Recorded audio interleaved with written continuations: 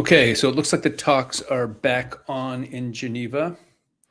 But the big question moving forward in the next couple of days is, how is the Lebanon situation going to affect this, and is it going to derail the talks entirely? What we're going to do in this video is we're going to talk a little bit about this issue in terms of the headlines and what's happened in the last couple of days.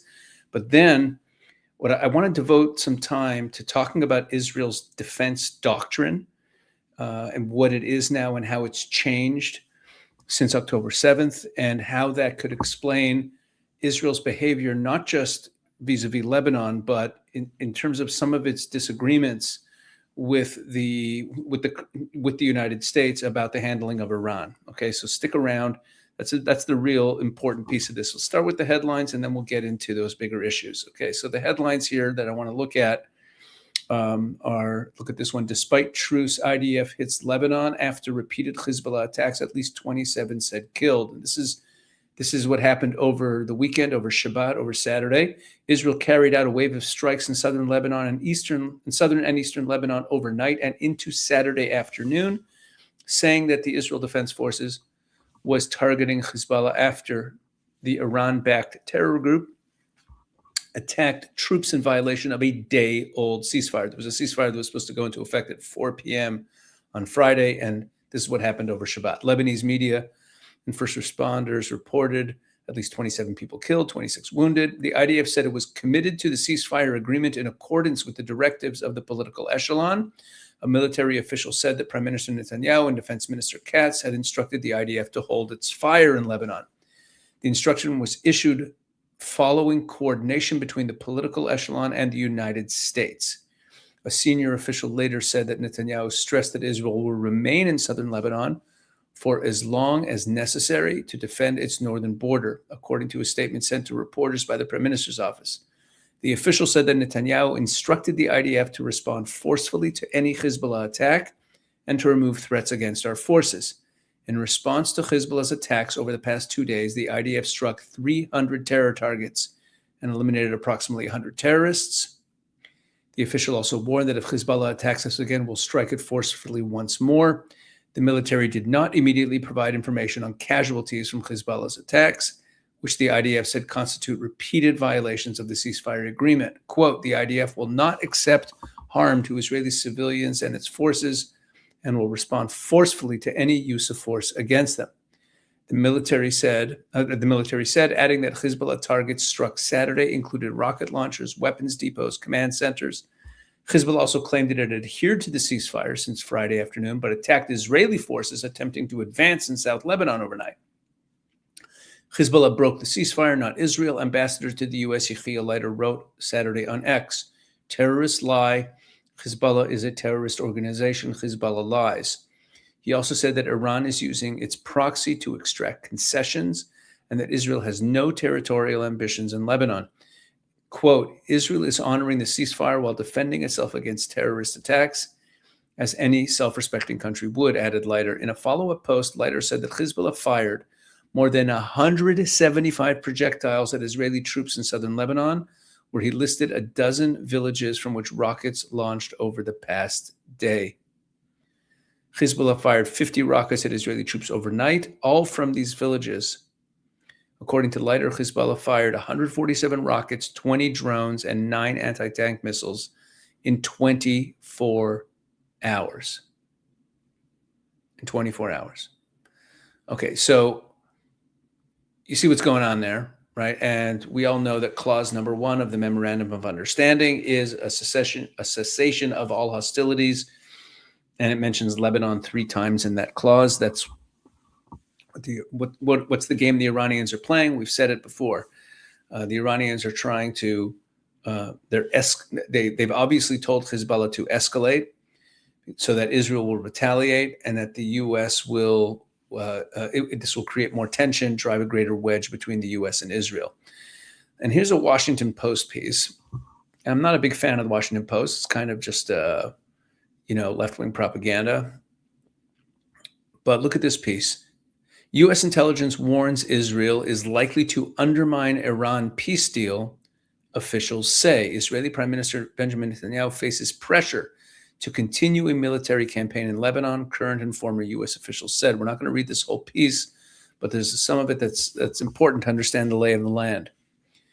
U.S. intelligence agencies have warned the Trump administration that Israeli Prime Minister Benjamin Netanyahu is likely to take steps that will undermine President Trump's effort to reach a lasting peace deal, right, with Iran, as the Israeli premier faces intense political pressure to continue waging his country's war in Lebanon.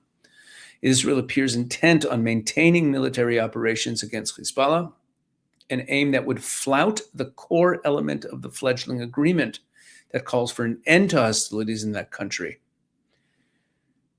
This is all from it. It says it's from this intelligence report. The analysis comes at a moment of growing tension between Netanyahu's government and the Trump administration officials, who have publicly warned Israel against launching attacks against Hezbollah that might derail Trump's deal. On Friday, Israel launched airstrikes across southern Lebanon, and then J.D. Vance postponed the trip because the Iranians refused to show up. It talks about that. If Netanyahu redoubles his military campaign in Lebanon, he would not only threaten the framework for an agreement signed by the United States and Iran on Wednesday, but he could rupture the relationship with Trump. Speaking at a news conference in France on Wednesday to announce the memorandum of understanding, Trump said that he has a little dispute over Lebanon with Netanyahu and has urged the Israeli leader not to knock down a building every time somebody walks into it that's from Hezbollah. The new U.S. intelligence report concludes that in the face of national elections this fall, Netanyahu's political survival is linked to showing his domestic audience that he will not withdraw troops from Lebanon and that he is intent on escalating the fighting with Hezbollah, said one U.S. official familiar with the report. The official, like others interviewed, spoke on condition of anonymity. The U.S. intelligence report also describes Israel's frustration with the terms of the peace memorandum, which undermine its broader objective of maintaining maximum pressure on Tehran, according to a current and former official. This is a key paragraph. Israel's frustration with the terms of the MOU, which undermine Israel's broader objective of maintaining maximum pressure. So we have this is already pointing to a difference in strategy, in strategic thinking, not just in tactical short-term thinking. The report conveys Israel's perception that the agreement could constrain its ability to defend itself against Hezbollah. The Trump administration officials insist that the terms do not prevent Israel from retaliating against Hezbollah if fired upon, and that Netanyahu's concerns pale in comparison to the need to complete a deal to reopen the Strait of Hormuz and stave off global economic crisis. The need for who? The need for the United States. This is the divergence between Israeli and U.S. interests that I've been talking about since before the war. And it's expressing it here, that according to this Trump administration official, Netanyahu's concerns pale in comparison to the need to open the Strait of Hormuz and finish a deal.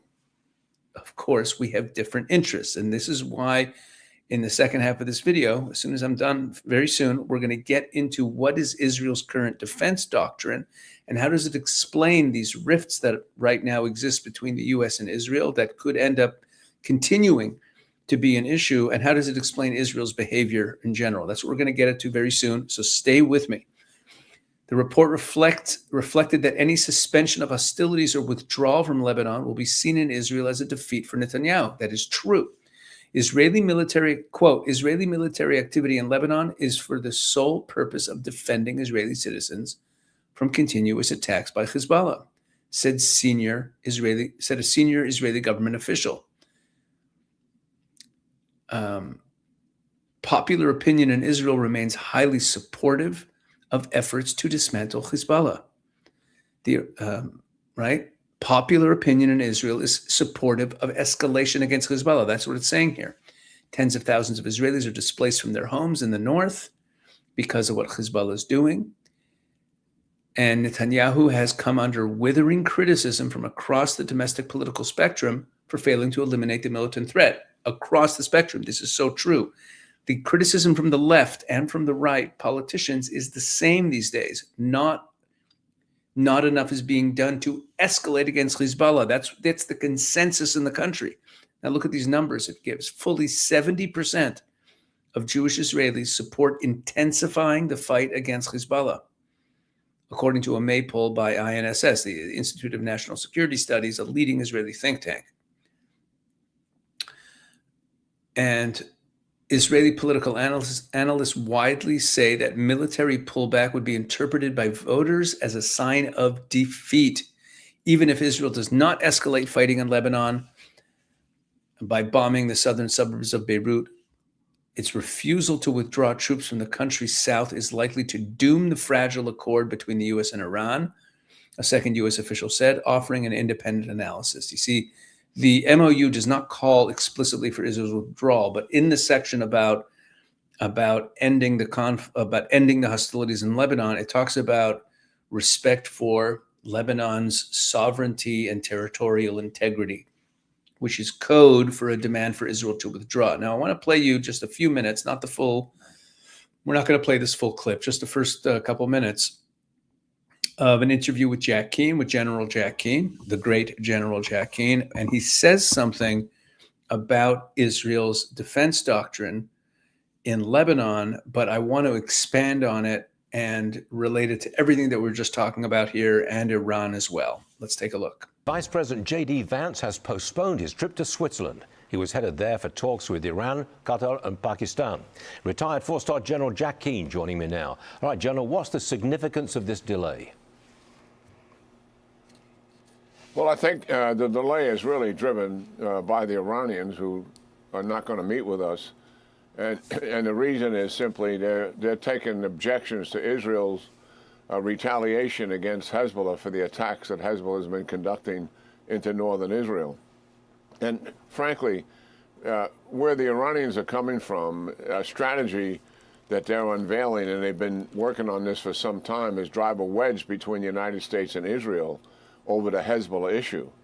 And we cannot let that happen. I mean, so our audience understands the major lesson learned from the Israeli perspective of October the 7th is they can never again permit proxies on their border to build capability to attack them. They let that happen with Hamas, and they let it happen with Hezbollah. October the 7th, Hamas attacked in a surprise attack that killed 1,200 of their citizens. And they didn't see and also ignored some of the capability that Hamas was building. On October the 8th, Hezbollah attacked, and their resources in southern Lebanon were significant. And so what has happened since that time, Israel has absorbed that major lesson. They're not going to permit that to happen. Look what Hezbollah has done. Under the ceasefire since April the 17th, and under the MOU that both presidents have signed, they have violated the ceasefire in the last 24 hours. And since April the 17th, 2,000 rockets and drones fired into northern Israel, the purpose of which is certainly to put huge pressure on Israeli citizens.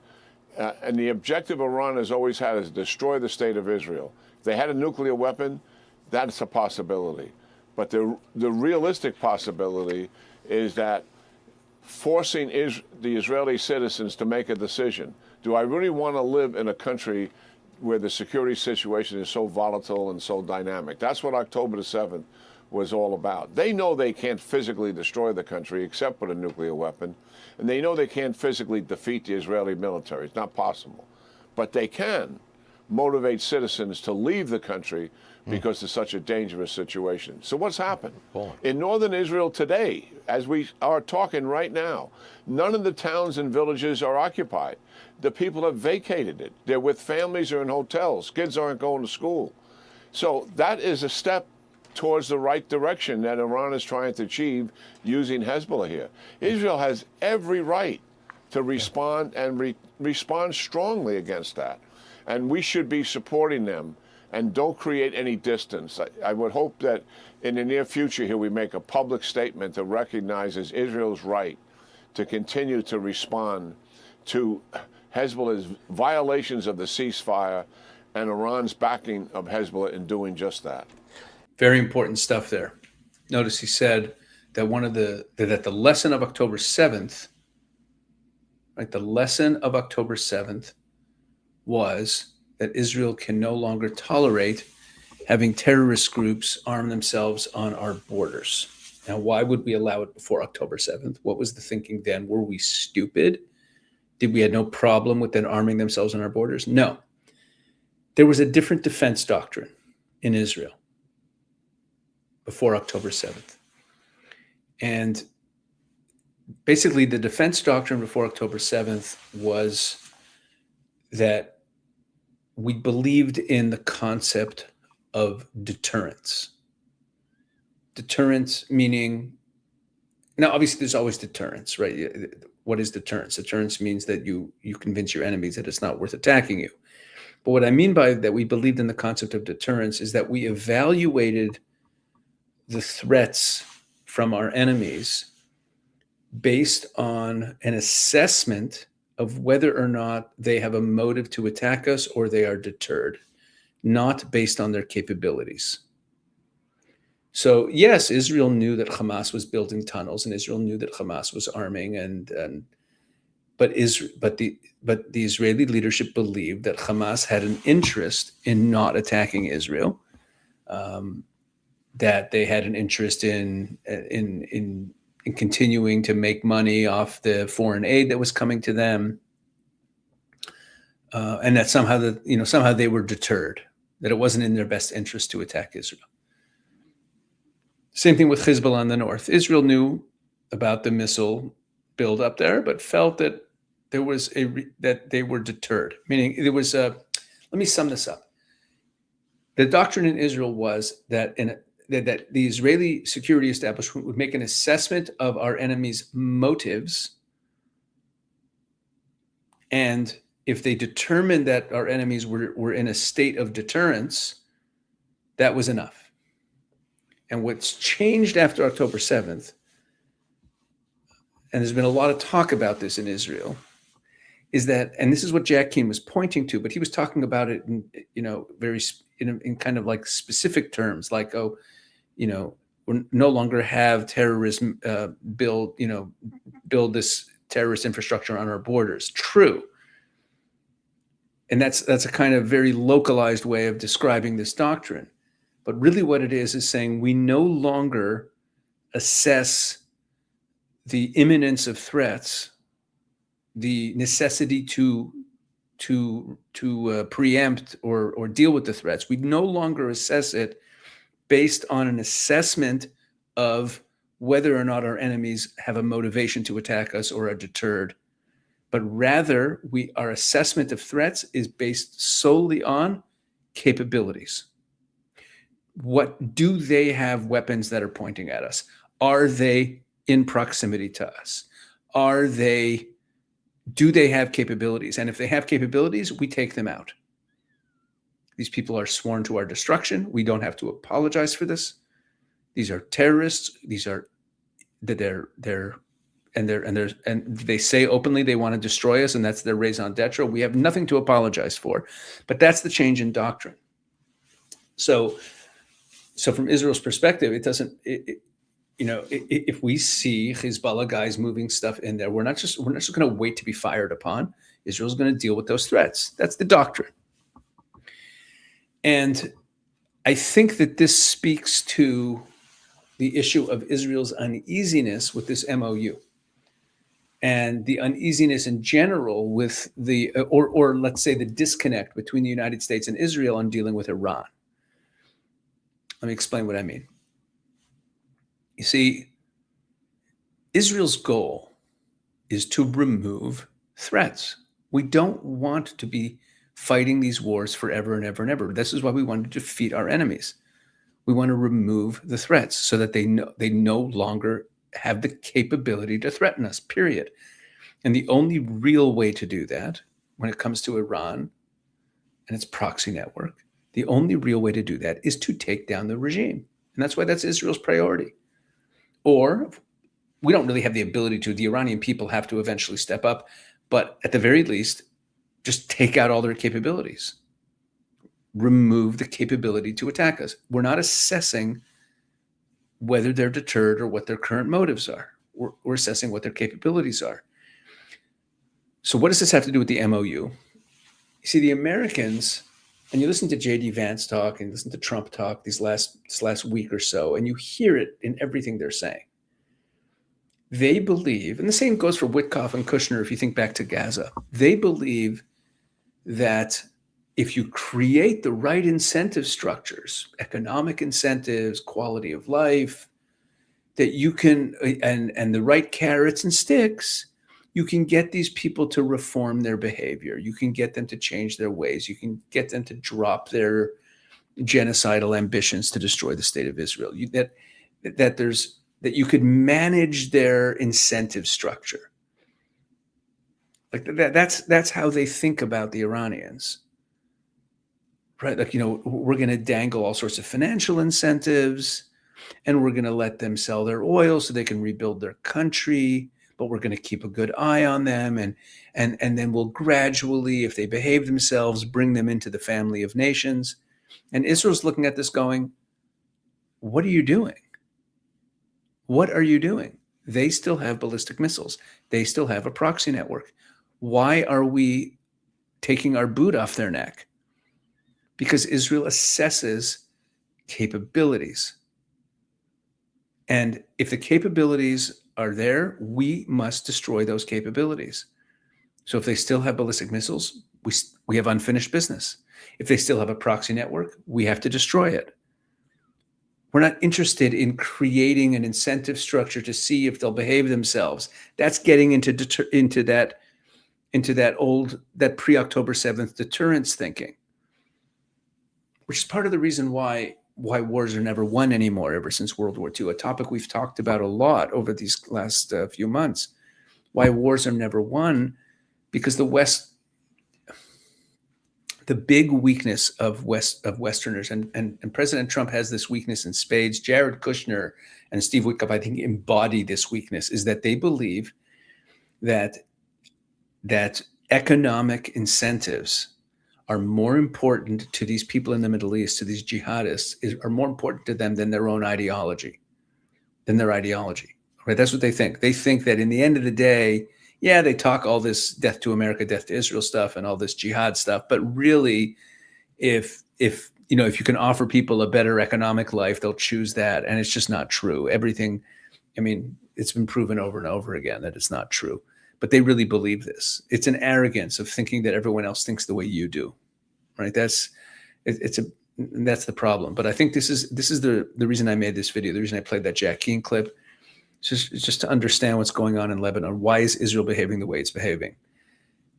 Israel does not we're not going to trust when someone makes an assessment that there's that the other side is deterred. We're not going to trust when someone says that they're we're going to have a ceasefire. We don't want a ceasefire with Hezbollah. We want to destroy them, because a ceasefire with Hezbollah just means that they're there and that they're rearming and that they're licking their wounds and they're getting ready for the next round and killing our soldiers. Ceasefires are very dangerous for Israel because we're in this defensive posture. And it means that we're always responding to things, and it leaves our soldiers as sitting ducks. Soldiers die during ceasefires, and it's happening now. You saw the headlines that I opened this video with. So I hope this made sense. This is Israel's new defense doctrine, and I think it's adding to the gap in thinking about this between the United States and Israel. So like this whole dance that the Americans are doing now of going into this negotiation and pretending that it's regime change, and like maybe we could get the Iranians to behave if we hold the right carrots and sticks. This is all pre-October 7th thinking from an Israeli perspective. And that goes into the polling that we saw in that piece, in that Washington Post piece, which is very reflective of the Israeli public. The reason the Israeli public are hell-bent, you saw across the board, 70% of Jewish Israelis, that's a landslide, are saying, keep going in Lebanon, wipe out Hezbollah, deal with this, because this change in defense doctrine is not just at the upper echelon. It's a change in the mindset of the population of the country. It's how Israelis, it's not just how the state of Israel has changed its defense doctrine, it's how Israelis think differently. You got to remember, this is a country where if you go back to Oslo, you go back to the beginning of the peace process in 1993, the majority of Israelis supported it. I didn't, but the majority of Israelis did support that, because the idea of that we can reform our enemies, or our enemies can be incentivized to make peace with us with the right economic incentives, etc., that is all the old thinking. It got whittled away during the Second Intifada, but what really, buried it in the ground and made it just like, dead as a way of thinking was October 7th. So post October 7th, Israelis are just not interested in the old-fashioned deterrence thinking. Israelis are interested in victory over our enemies, making sure that there are no capabilities to harm us.